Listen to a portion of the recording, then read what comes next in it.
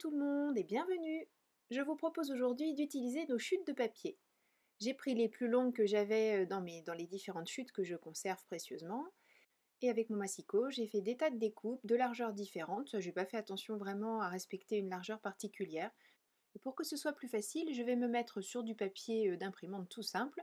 Par contre, dessus, je vais rajouter ici du stick-it, mais on pourrait bien sûr utiliser n'importe quel adhésif double face ou tout simplement de la colle. J'avoue que le stick-it, là, c'était pratique. Ça va me permettre de recouvrir l'intégralité de mon morceau de papier sans me poser particulièrement de questions. Je vais faire une réalisation plus tard avec des cercles de papier, toujours sur le principe des chutes, et je vous montrerai que là, j'ai utilisé tout simplement de la colle. Comme on va coller tout un rectangle, plutôt que d'enlever toutes les protections et de coller mon papier pas forcément très droit, j'en enlève juste un petit morceau. Je pose mon papier bord à bord sur le côté qui a encore la protection. Je l'applique jusqu'à toucher la partie avec la colle et je continue ainsi de suite jusqu'à avoir tout positionné sur le stick-it. Comme ça, j'ai pas de difficulté et j'ai surtout aucune partie sur laquelle il n'y a pas de colle. Voilà, ça fait un collage parfait. C'est pratique d'utiliser cette technique quand on a des grands aplats à faire parce qu'il y a toujours, sinon, la plupart du temps en tout cas, un gros décalage. Je retourne mon papier, j'enlève la deuxième protection du stick-it et je me retrouve donc avec mon rectangle entièrement recouvert de colle. Je peux commencer à poser les différentes bandes. J'ai choisi de les poser de manière oblique, mais bien sûr on peut tout à fait les mettre droites. L'essentiel étant de les poser vraiment l'une contre l'autre, en évitant tout écart entre chacune d'elles. C'est pour ça qu'il est important qu'elles soient coupées bien droites. Je pose les bandes jusqu'à obtenir une surface complètement recouverte, en alternant les couleurs, en respectant pas forcément quelque chose de régulier. Je fais quelque chose qui a priori me plaît à l'œil, et je fais comme ça jusqu'au bout. Et ensuite avec des ciseaux, je vais découper tout ce qui est en trop tout autour. Pour bien faire adhérer le stick-it, je vais utiliser mon plioir et faire en sorte que rien ne se décolle et que je n'ai pas de difficulté pour la suite de la création. J'ai choisi un die assez grand pour que ce soit le sujet principal de la carte que je souhaite créer. Je le place tout simplement sur une des parties que je veux utiliser. Je vais d'abord découper un rectangle. Alors je ne mets pas les deux die en même temps, tout simplement parce que j'ai peur que ça bouge et de ne pas obtenir quelque chose de très joli. Donc je découpe d'abord un rectangle, c'est un rectangle fausse couture, c'est un double fausse couture même. Je place ensuite ma découpe cœur et à son tour, je la passe dans la machine. Je vais faire exactement la même chose, mais cette fois-ci sur du maillat blanc, pour pouvoir créer deux cartes à partir des mêmes découpes. Donc de la même manière, le rectangle et les cœurs. Je prépare mes bases de cartes, une base blanche pour la partie en couleur et une base colorée pour le cœur blanc. Je colle d'abord la partie extérieure en faisant attention de bien mettre de la colle partout sur les petits morceaux. Je pose sur ma base de cartes, sachant que bien sûr je la recouperai par la suite puisque pour l'instant elle n'est pas à la bonne hauteur. J'ai tout simplement découpé des demi à 4 pour faire mes bases de cartes en ne tenant pas vraiment compte de la taille de rectangle que j'avais choisi au départ. Donc vous avez compris, je vais à nouveau avoir des chutes de papier. Quand mes deux bases sont prêtes, je peux récupérer toutes les petites pièces, aussi bien sur les couleurs que sur le blanc. Je vais commencer par installer la découpe qui est la vraie découpe d'ail en fait. Et à l'intérieur, je vais coller toutes les petites pièces pour venir finir le puzzle.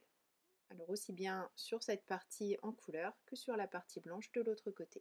Donc c'est un jeu de patience, mais je trouve que le résultat est vraiment chouette et puis j'ai bien aimé utiliser toutes ces chutes de papier. Alors bien sûr on peut le faire tout à fait sans chute de papier, on peut réaliser ce genre de choses, ça s'appelle en anglais le die inlay, tout simplement parce qu'on vient remettre toutes les petites pièces qui ont été découpées avec nos die.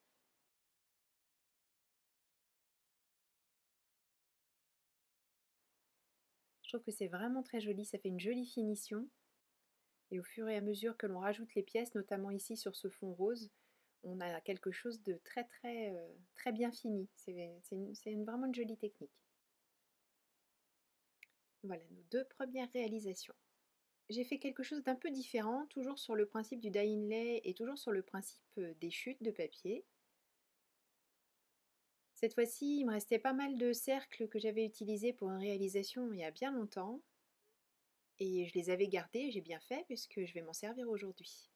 Toujours pareil, je me pose sur un papier de base pour m'aider à coller mes cercles les uns avec les autres.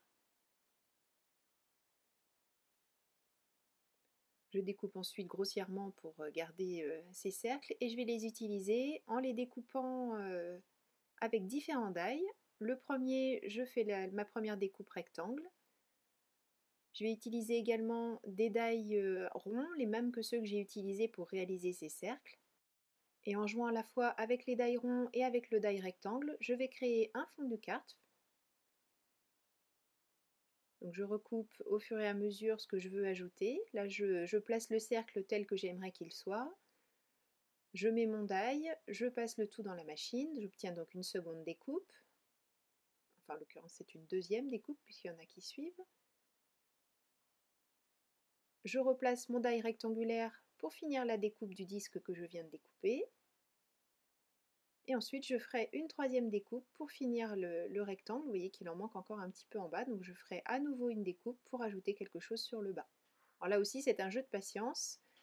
Quelquefois, en fonction des difficultés de la découpe, on finit par s'y perdre un peu, mais bon, on retrouve ses petits et on arrive à faire quelque chose de très sympa. Pour finir ma découpe, là, il me manque un dernier cercle.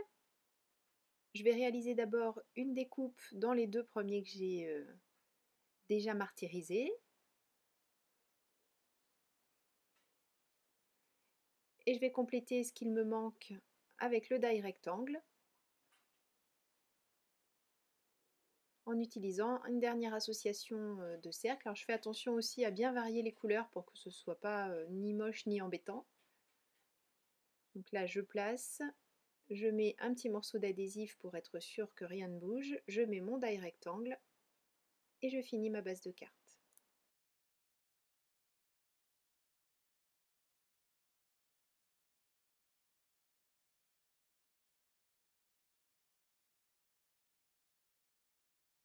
Je trouvais que ça faisait un petit peu tableau abstrait, j'aimais bien, donc je vais en rajouter un petit peu. J'utilise maintenant des die triangles. Je vais enlever deux triangles de cette base de carte et je vais découper deux triangles dans deux autres cercles pour pouvoir varier les associations de couleurs et faire en sorte que ça ressorte bien.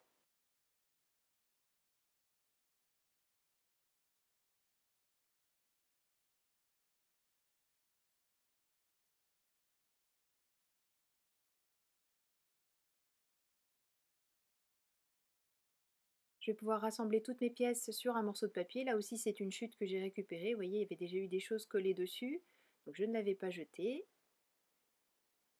Et je mets en place toutes les petites pièces de mon, entre guillemets, tableau abstrait dont je vous parlais tout à l'heure.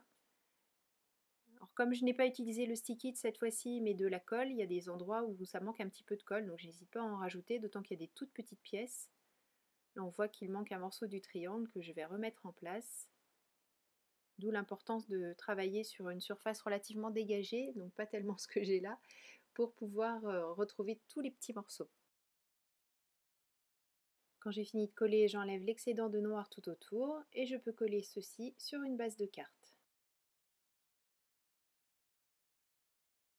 Bon, je me suis bien amusée, j'ai créé plusieurs cartes, je vais vous montrer tout ça. Tout d'abord les deux premières cartes que l'on a faites au début de la vidéo. Je n'ai pas encore mis de sentiment parce que je me réserve la possibilité de mettre un petit peu ce que je veux, ou bonne fête, ou bon anniversaire, ou merci, ou, enfin voilà, peu importe. J'aime bien avoir des bases de cartes toutes prêtes, au cas où, quelquefois, au dernier moment, on n'a pas le temps de faire quelque chose, et c'est bien d'avoir toujours une petite carte sous la main.